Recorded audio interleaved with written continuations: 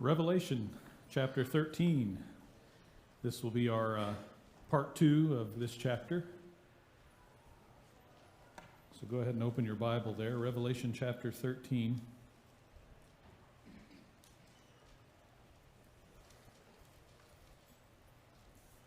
Let's sort of get our bearings here and recall where we are in the book. Chapter 12, very pivotal. We saw the dragon. And who is the dragon again? Satan.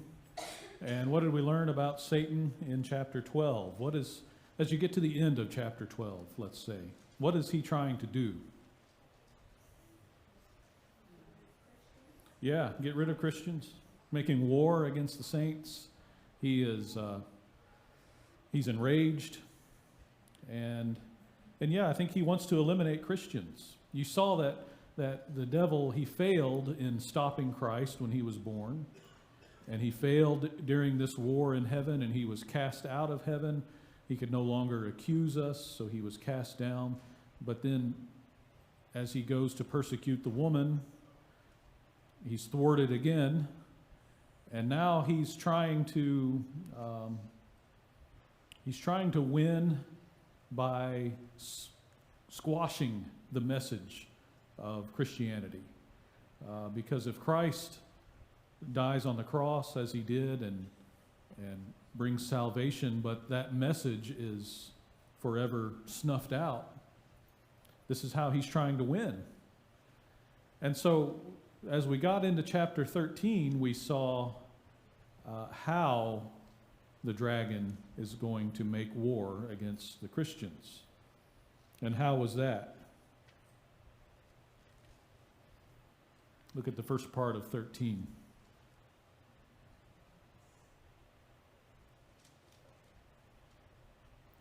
We have another character introduced, right, into this painting. It's the beast, right? The first beast out of the sea. And we talked a lot about him last week. That lesson is online if you missed it. Very key, very pivotal to the whole book. And we said, well, I said, I don't know what you said, but we said that the beast is the Roman Empire. Why might we come to that conclusion? Say again? Yeah, you're on the right track. How many heads did he have? 7 heads and the 10 horns. And we looked back in Daniel chapter 7, if you remember, and there are massive similarities here between what we see in Revelation 13 and what we see in Daniel 7. And in Daniel, we're talking about the Roman Empire, and it tracks very well with what we see here in Revelation 13. But there are other clues as well. You look at 13:6 again. What do you see there about the beast? He's blaspheming God, right? That tracks with the Roman Empire. I mean, this is not conclusive, but we're building a case. Look at 13:7. He's making war against the saints. And another big clue at the end of verse 7. What is that?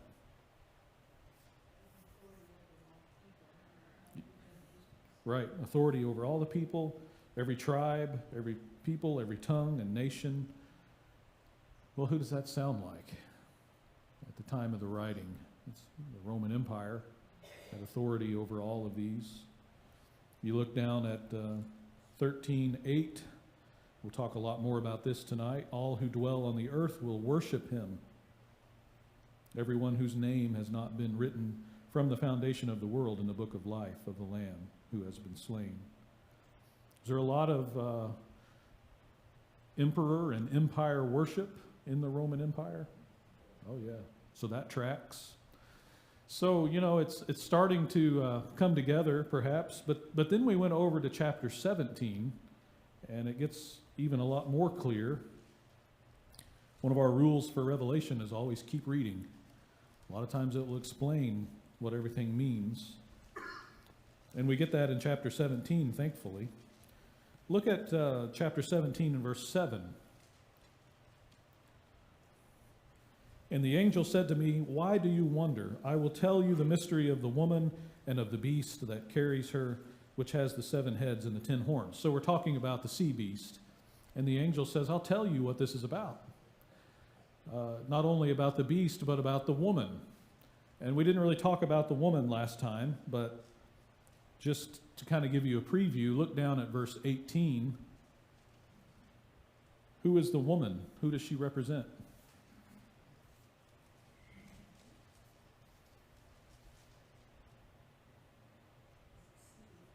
The great city. He says, which reigns, present tense, which reigns over the kings of the earth. And now, who was the great city at the time of the writing here that was reigning? Rome. The great city is Rome. So this woman, Rome, is pictured on riding on top of this beast with the 7 heads. And the angel is going to tell us what the 7 heads are, too. Look at verse 9 of chapter 17. Here is the mind which has wisdom. The 7 heads are the 7 mountains on which the woman sits. And what do we know about Rome? A city on 7 hills. It's well known in that way. So the 7 heads are the 7 mountains on which the woman sits. But look at verse 10. What else are the 7 heads? They are 7 kings. 5 have fallen. 1 is, and the other has not yet come. And when he comes, he must remain a little while.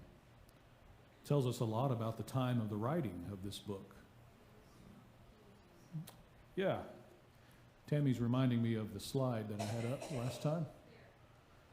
In a side-by-side comparison of Daniel 7, Daniel talks in terms of horns, and there are 10 horns. But remember, one of the horns comes and uproots 3 of them in Daniel 7. And so, looking in history, we know that these 3 emperors, 6, 7, and 8, they reigned for a couple months at a time. A lot of civil war going on at this time. But as we see in Revelation 17, there is an 8th head, which is one of the 7, and the 8th would be Domitian. And remember what was said about these heads. One of the heads was slain and had a fatal wound back in chapter 13. You remember that? Slain and then comes back to life. And he talks about here in chapter 17, look at verse 8, for example. The beast that you saw was and is not, and then what? Is about to come. Is about to come up out of the abyss. So as John writes, the beast is not. John is writing in the time of Vespasian. There was not a lot of persecution of Christians at that time. Under Titus, there was not a lot of, at least official persecution of Christians. But what about Domitian? The beast is coming back, isn't he? Because Nero was horrible to the Christians. It was the dragon making war on the Christians through this beast, through Nero, through the Roman Empire. And now the beast is going to come back. And the Christians needed to know that. They needed to know that things were going to get hard. And they needed to remain faithful to Christ. So that's the first beast in a nutshell, I suppose. And we covered that in more depth last week. Any questions about the first beast before we get into the second one tonight?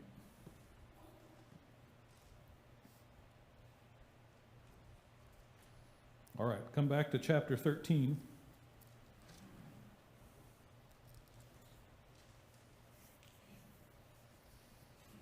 Let's pick up with verse 8 again.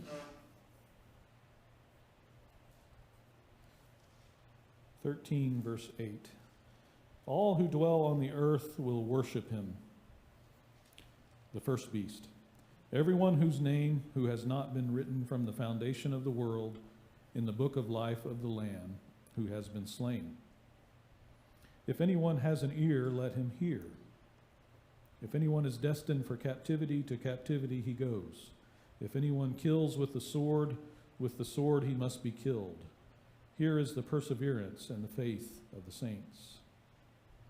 Now look at verse 11. Then I saw another beast coming up out of the earth. He had 2 horns like a lamb, and he spoke as a dragon. He exercises all the authority of the first beast in his presence, and he makes the earth and those who dwell in it to worship the first beast whose fatal wound was healed. He performs great signs, so that he even makes fire come down out of heaven to the earth in the presence of men. And he deceives those who dwell on the earth because of the signs which it was given him to perform in the presence of the beast, telling those who dwell on the earth to make an image to the beast who had the wound of the sword and has come to life. And it was given to him to give breath to the image of the beast, so that the image of the beast would even speak and cause as many as do not worship the image of the beast to be killed. And he causes all, the small and the great, and the rich and the poor, and the free men and the slaves, to be given a mark on their right hand or on their forehead. And he provides that no one will be able to buy or to sell except the one who has the mark, either the name of the beast or the number of his name. Here is wisdom. Let him who has understanding calculate the number of the beast, for the number is that of a man, and his number is 666. You hear people talk a lot about 666, right? What does it mean? Well, we'll talk about that tonight. But first, let's talk about this second beast. Let's describe his appearance. Look at verse 11. What is this second beast like? What does he look like? He looks like a lamb. Yeah, with 2 horns. Yeah, that's key, isn't it? He speaks like a dragon. Because you get this picture of, a lamb. That's not very intimidating, right? Soft, fluffy, gentle. So whatever this beast is, it has this sort of soft, gentle kind of appearance. But how does he speak? He speaks like the dragon. Well, that's quite an image, isn't it? Put into your head. Right. A fake Christ, because we saw Jesus as the lamb earlier, and here we have this fake representation of Christ. Yeah. But speaks as a dragon. What does that tell you? Who's this beast working for? The dragon. Yeah, he's under the dragon. And he speaks like the dragon. Well, look at verse 12. What are his actions? He exercises all the authority of the first beast in his presence. And what else does he do in verse 12?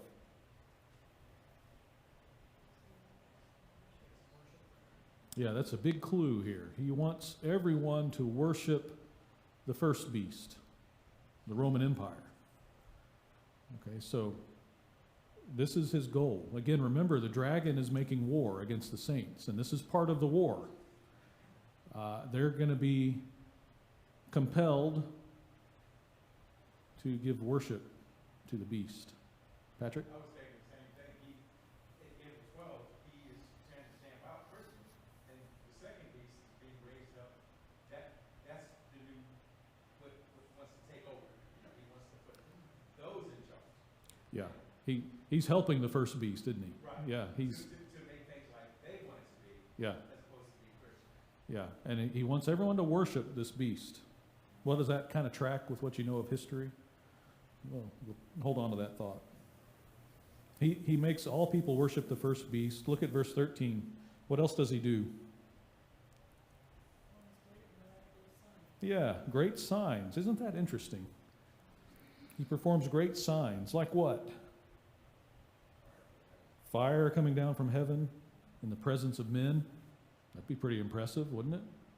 Fire's coming down. What else does he do?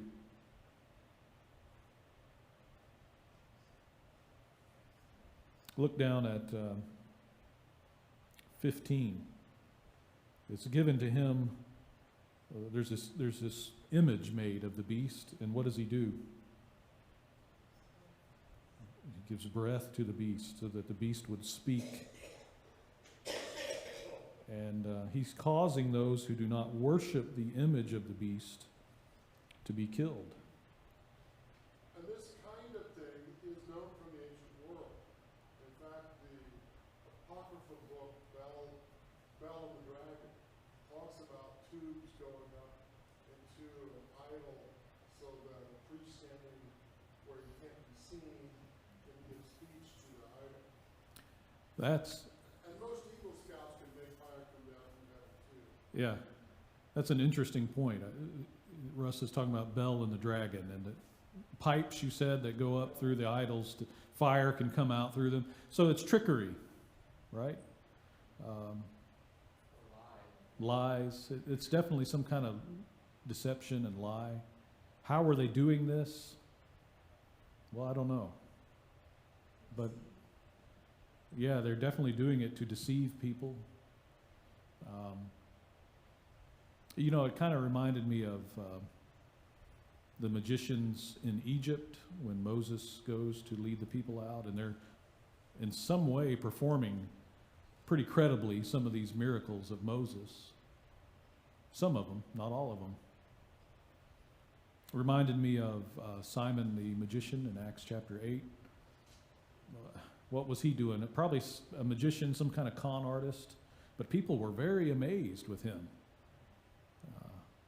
Very, very impressed by his, at least so-called powers. You have the young girl in Acts chapter 16, which we just saw a great skit about at VBS, if you were here. Had a spirit of divination. You know, so there's this demonic, deceptive influence that is coming from this second beast. And again, the whole goal is to get people to worship the first beast. And if our theory is correct, to worship the Roman Empire and worship the Roman emperors.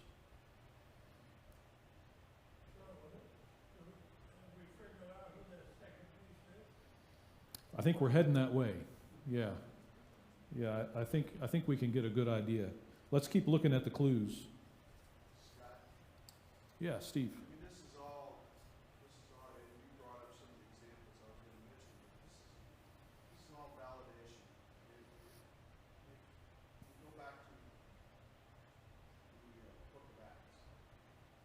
The early church, there were things that were performed that were considered miracles, by our standards, but they were gifts that were given to people as in one sense to validate that this is from God, and this is true, and this is not something that's made up. But yet here we have a situation again where somebody or something is trying to validate that they're legitimate, but as you brought out, it's through trickery and through deception and things like that. And it's all the more important that we as Christians, even yet today, are able to rightly divide truth from deception. Right. And people are going to try to validate what they're doing by doing these things. It's nothing new under the sun. Yeah, there's... It's an idea of validation is what it is. Yeah, and I'm glad you bring that up, because you have people today sometimes who are going to put a lot of stock in, well, I saw some kind of miracle. This was miraculous, and this proves. And then they're hanging everything on this miracle. But this shows us there are counterfeit things out there that are aimed to deceive, right? So we need to hang our faith on the Word of God, not on these so-called visions or miracles or anything like that. Hold on to the Word of God, because there are counterfeits out there. We have a counterfeit lamb, and we have counterfeit miracles that are meant to deceive.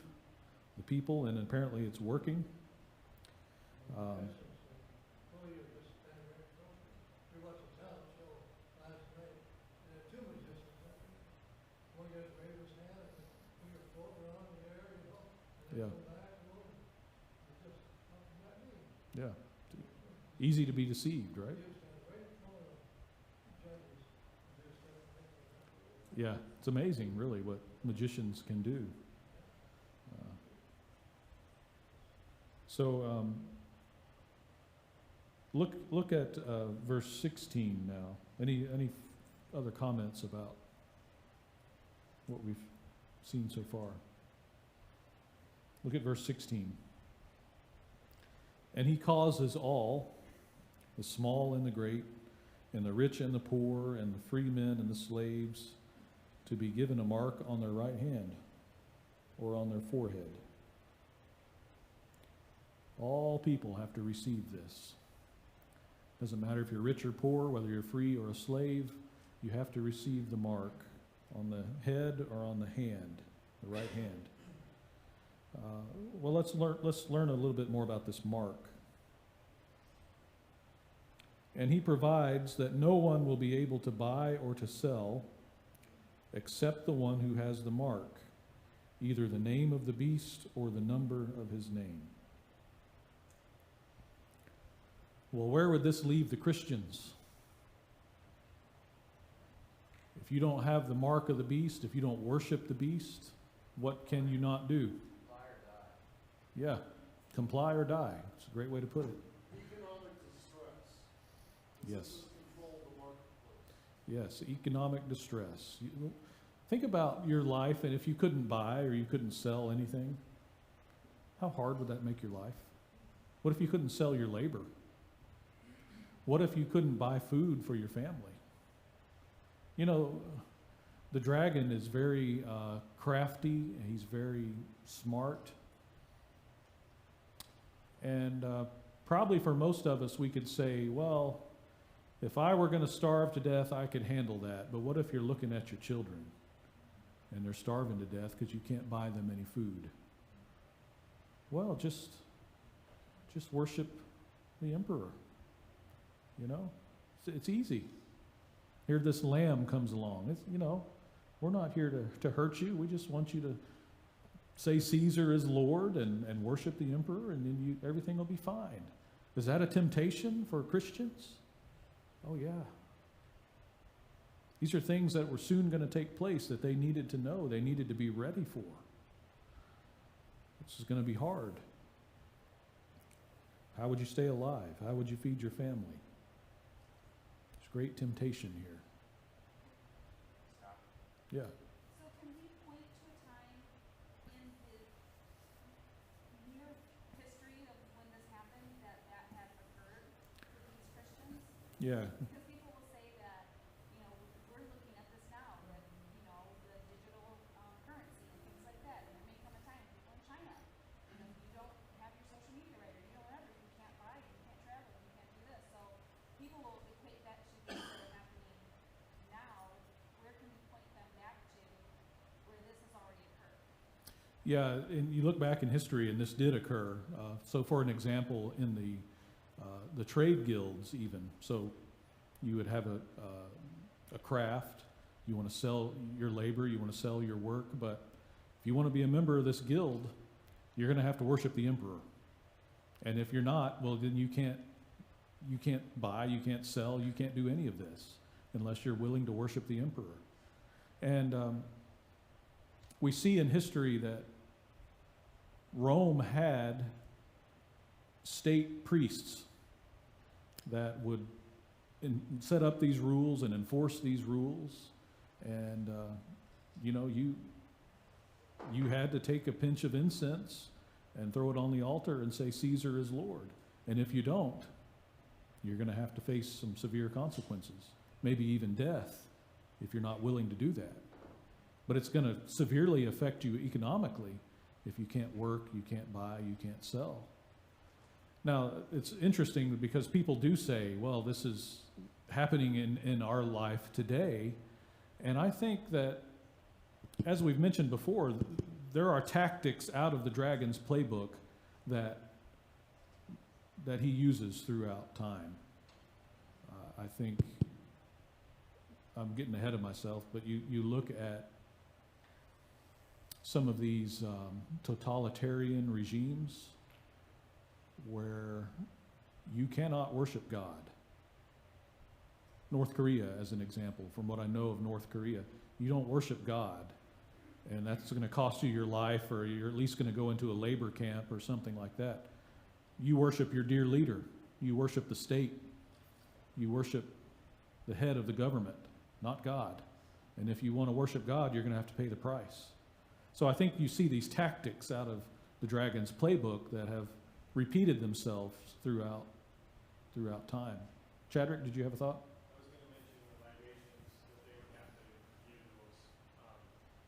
I was going to mention the libations that they actually had to give. And then also, I've been doing a lot of reading about Marxism lately, and just the whole, it was totally anti-religion. Yes. Totally anti-Christian. I mean, and you know, Jesus is the same yesterday, today, and tomorrow, right?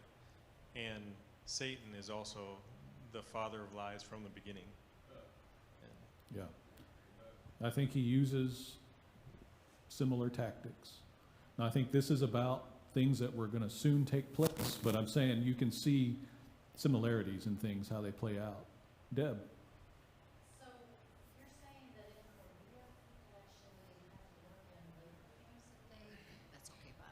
I have a loud, deep voice. Thank you. Yeah, in North Korea. So that is real? Oh, yeah. Now, today? Yeah. Wow. That's a real thing today. And not only there, but other nations face similar things. So we have brothers and sisters who are facing this kind of thing now. Wes? We're not playing games. This is serious stuff. It's our life for Christ, and we might have to give it up Right, because we believe in Christ. right. But all around us, I think that's one of the reasons that these dictatorships hate us so much, is because we have the freedom of the individual. He's allowed to worship God. Right. But they don't like that. They like to be the power. That's right. They want to be the power. They are the power in their countries. They don't allow any deviation. And they're putting people that are Christians to death today Yeah. because they believe in Jesus. That's right. It's no funny stuff. That's right. It's happening today. Same old tactics. Same old, but it's creeping up. Right. Christians, decide whether they're going to go along with the regime, the bad regime, and pretend to agree with them, or die. Right. You can die, or you can pretend to go with them and be around for years, helping 100 people, leading them to Christ. So you got to make a decision: die You know, or help other people for years. the great temptation would be to, well, just say Caesar is Lord. You don't have to mean it. You can take it back later. What's the problem with that kind of approach?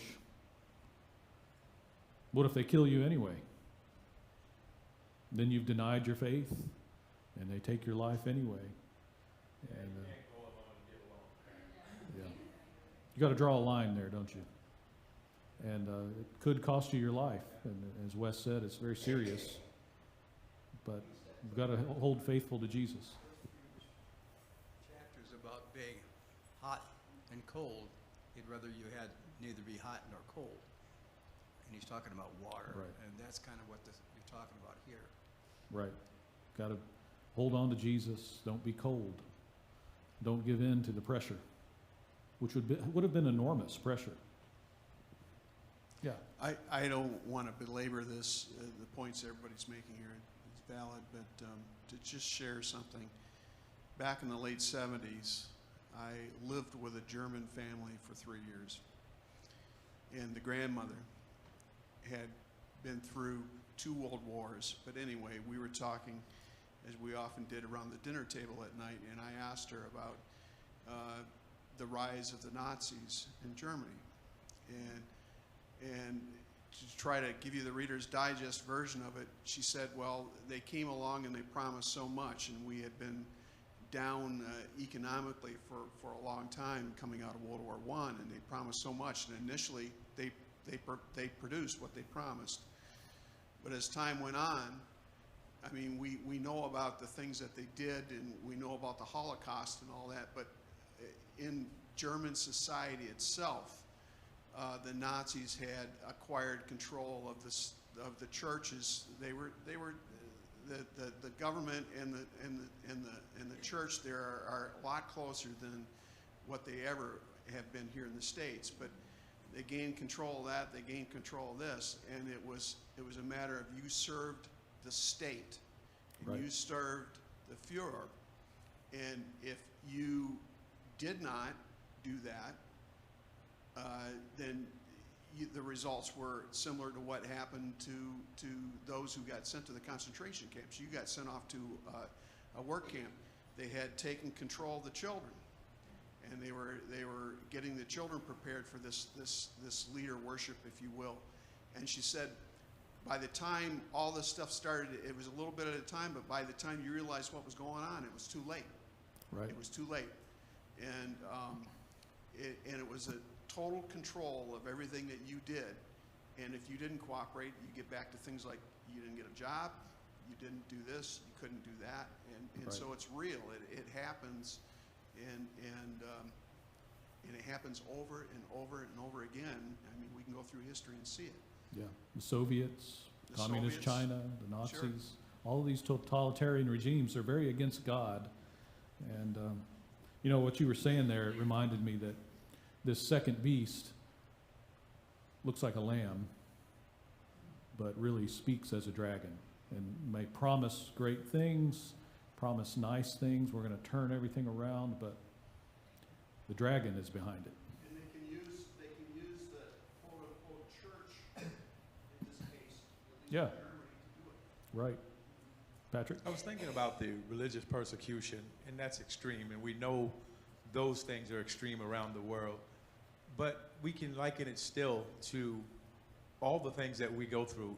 No matter what we do, whether we are under someone's thumb, we have times where we're going to have to stand up to something. It may not come in the form of physicality, Right. but we have to count up the cost That's right. for this walk. In any case, That's right. I'm not going to poo-poo the fact that people are being murdered. You understand? But we are being murdered all the day long spiritually. Yeah. if There's we a, get- there's a spectrum, right? That's right. Yeah. If we get honest with it, we are battling something all the time. Each and Right. every day that we go out and we wake up and we do whatever we do, temptation is out there. There's a lot of things that can come against you that cause you to stumble in this walk. Right. That's a great point. And that's why the study of Revelation is so relevant for us today, to see these things in their time and understand that, and then apply it to how could this happen in our time? Wes? We can become like the frog in the frying pan, Yeah. and that's the way it's working in this country right now.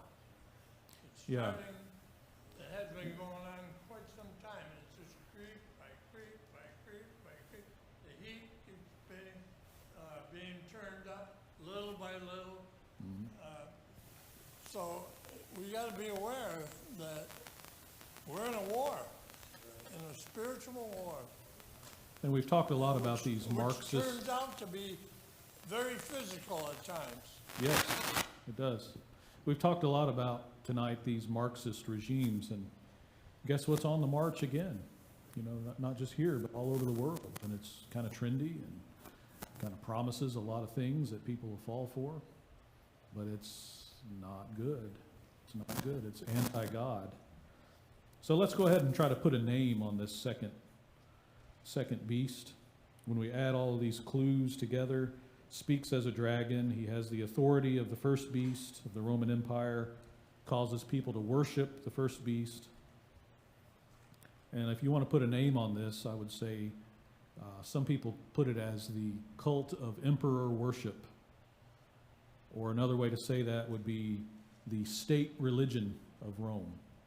The imperial religion of Rome. Yeah, but it's still Rome, but as Jim McGuigan said, it's Rome with its religious clothes on.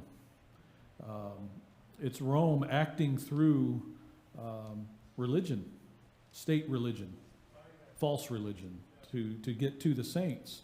And so here's the dragon's plan. I'm going to force people to worship the emperor, and then where does that leave the Christians?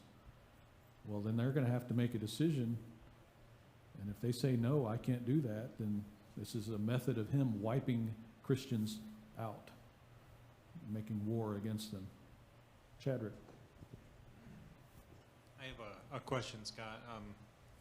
And so you got, was it Domitian? What was the last emperor's name? Domitian, yeah. Domitian. Yeah. And then from the way I see it or understand it, just in my simplified mind, is that you've got Rome, they couldn't beat the church, so then they take over the church, essentially. So how long of a time period is that before that happened?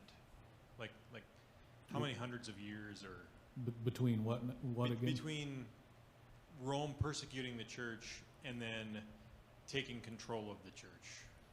Well, I think and under not the church, but you know what I'm saying.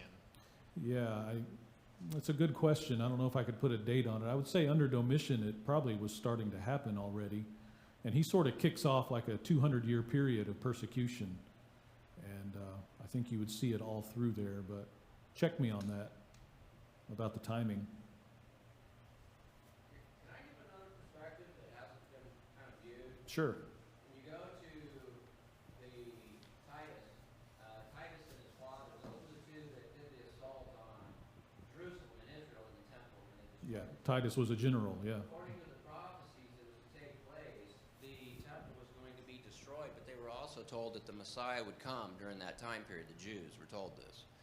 And during this time period, it's written about in the Bible how they call themselves Jews, but they're not. They're of the synagogue of Satan. That was also Right. said. These were also these Jewish, the scribes and the Pharisees in the church that even John the Baptist called in their service for the time to come. You know, there's also these references to how these Jews went back into Babylon type of ideas through their laws and everything else. Well, it brought about the destruction of the temple. Whenever there's a book that was written in 1890 called The Great Red Dragon, or The London Money Powers. Now, this book goes into a lot of detail, and it's out there. Everybody can look up on it. You can get it online and get the audio. But it has to do with the fact that these great world money powers have done kind of the same thing to the world. They have used the International Monetary Fund and these world banks to basically take over all the nations of the world of today. Just like we mentioned about the Marxism that took place in Soviet Russia. We talk about the communism that's now in China, where Christians are murdered there. And then we saw what happened in World War II Germany, the same thing, and there's a lot to be said about this. My family, my background, has a military background and stuff, and my grandfather was actually helped bomb Germany. So I had a lot of family that came back from this war and things that were done in this war that we were actually lied to about. About a lot of things. And the more I did my research and study on this debate is going on right now with what exactly is taking place in Israel. You have a lot of these churches here, they want to fall back into this, what they had during the temple worship time. Somehow there's this idea in Christian churches that we're to support this nation that wants to bring back animal sacrifices and stuff. Well, this is totally anti-scriptural. It's totally anti-Christ. And these same Jews that call themselves Jews of Israel, they're some of the most blasphemous people that ever could talk about Jesus. In the Babylonian Talmud that comes from after the 2nd and 3rd century, as they've written down more words, I believe, and a lot of other Christians also believe, that this beast, this Satan that comes back again, is actually not Domitian, but it's people calling themselves Jews but are not Jews. They're actually proselytized converts to what is an outcast ideology of God. I don't know if you've ever read the Jewish Encyclopedia, but the Jewish Encyclopedia, Volume 3, about the Khazars, the Khazar people. I don't know if you've heard of them. No. But the Khazars, they were people that were in the Central Asia, east of the Black Sea, and they were around when the Huns came in and attacked Rome in the 2nd and 3rd centuries, and the Huns came in. They're a warlike tribe. They devastated Rome. But they didn't want, they realized they couldn't feed their horses all throughout. They needed the pasture land and everything else. So what they did was they taxed the Roman people. They went and took the eldest of their children. They married into their people. Then they sent representatives to represent them. And they had a king, which is a kangit. And he was the king, and they had a puppet king that represented other nations and other nations. And these Khazar people, if you look in the Jewish Encyclopedia under Chazars, it's spelled C-H-A-Z-A-R-S, it has the origination of the Jew, what is the Russian Jews. And it talks about a nation of 15 million to 20 million people that converted to Judaism. They actually converted to Judaism, and they weren't people of the book. They started taking and becoming religious as Jews. But it was Judaism after the Second Temple destruction. Now, the Russo people in the 8th, 9th, and 10th century drove these people out of Russia and into northern Germany, and the Germanic peoples. These people that were driven into Germany, they started taking the Germanic language. That's where Yiddish comes from. The Yiddish language is actually a Germanic language of these same Khazar peoples. These same Khazar peoples were also known as moneylenders. They spread all throughout Europe as moneylenders, and they even as far as the Rothschild family that owns the international money banks and everything else. And the Rothschild family, they were in Spain. They were in all parts of Europe, but they've been run out of other countries because they never assimilated into these countries. They took control of, they were merchants and traders and everything else. They all professed to be Jews, but there was a lot of persecution of these Jews that took place. And that's what they were driven out of most Christian countries. Sounds like a lot of interesting history here. There's the Great Red Dragon. We've got to roll on. I know, I'm sorry. But there's also, if anybody wants to look up Benjamin Friedman, his 1961 speech at the Willard Hotel, he was one of these Jews that talks about how World War I started, how he got involved in World War II, and how it's involved these people that call themselves Jews but are not. They're actually Khazars. Anybody can listen to this speech. You can find it online right now, and he goes into great detail. He became a Christian. Interesting. And he says, thank you for all of that. What's happening is they want to involve us into a World War III. We had World War I, then we had World War II, and they're trying to bring us into World War III, where now you have Christians wanting to support Israel, which I don't understand how a Christian would want to go back into we have Christ, we have the Messiah. But there's a lot to it, and this is something that's debated right now online pretty heavily, but the people that speak up for it get censored, you get muted. In fact, I'm kicked off the line for bringing it up and everything else because it's considered, quote-unquote, anti-Semitic. Well, there's a lot here that we can't dive into. Exactly. And see, even saying it, the churches get persecuted for it. So thank you for that. That was a lot to take in, but let's wrap up with this. The second beast is Rome operating through state religion, emperor worship. And the 666, the number 666, let's talk briefly about that. There are different theories out there about what this means. It's interesting that it says the one who has wisdom can calculate. And so that has led people to talk about, you know, how you can take the letter A and that equals 1, B is 2, C is 3, and you can do that in Greek, you can do that in Hebrew. People have come up with some interesting results from that. Some have said that this is, the number here, 666, is Nero. You take Nero's name in Greek and transliterate it to Hebrew, and it comes out to 666. Very interesting. Some say it's Domitian. Domitian's official title that was seen on some of the coins of the time. You can calculate it out to 666. Interesting. I wonder, though, if maybe we should take a broader approach and say, you know, numbers are symbolic in the book of Revelation. We've seen that. 7, what does 7 symbolize? Perfection, you know, those kinds of things. So what would 6? It's like a broken 7. It's like imperfect. It's the number of man. It's imperfect. It's fallen, yeah. And so what would 666? Why would it have 3 of them? Well, the beast is very fallen and very imperfect, and it's all coming from man. And perhaps that's the idea, or maybe they knew something about calculating names from numbers that is sort of lost to us. But there are kind of, you can play with things and come up with several different names that end up with that number. So that's why I'm saying maybe we take the broader approach and say this is about a fallen, imperfect beast, and it's man. It's not coming from God. So hopefully that helps a little bit with the second beast. There are some things in history, getting back to Julie's question earlier, that we can read about in history, that there were these provincial councils that were put together to enforce these rules.